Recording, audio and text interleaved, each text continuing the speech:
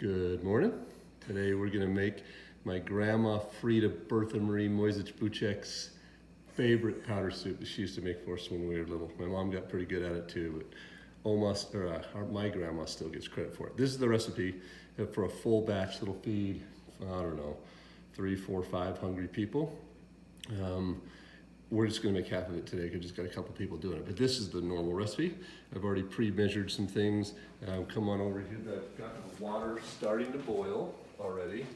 And then I usually just add enough salt to taste. I don't know what that really means. You decide. And then just let that come to a boil while you're doing the tricky part, which is ordinarily you're taking 3 cups of flour. I'm just doing 1.5 cups. And then little by little, you're adding water to it and just trying to start to clump it up and turn it into, she used to make little balls and kind of go all the way to the ball shape.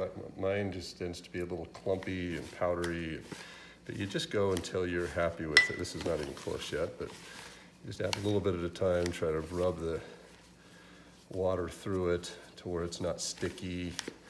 Add a little more in the dry spots.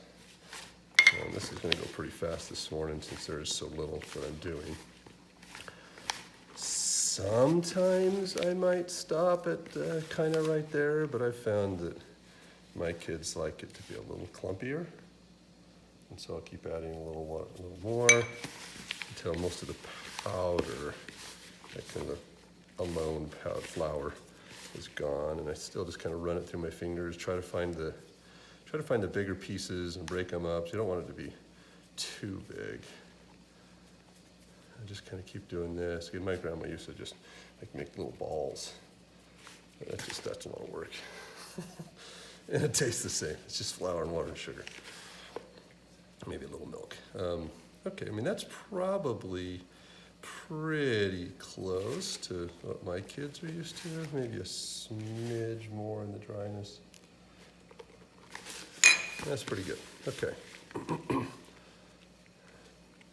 So then, presuming that this is boiling, which it is, the timing is good, I'll pull out my trusty blue spoon. Basically, just dump all that in. Not all totally at the same time so you can break it all apart a little bit. It tends to clump pretty bad. A little bit at a time, break it up. And once you get that in there, mostly moistened before it starts burning, add my milk, which I've pre-measured, and basically you're done.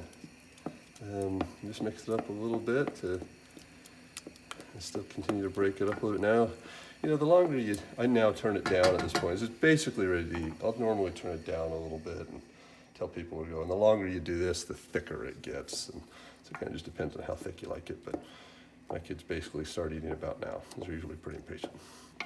Anyway, that's about it. Add a little cinnamon sugar at the end to taste, and it's awesome. Super healthy, wonderful treat.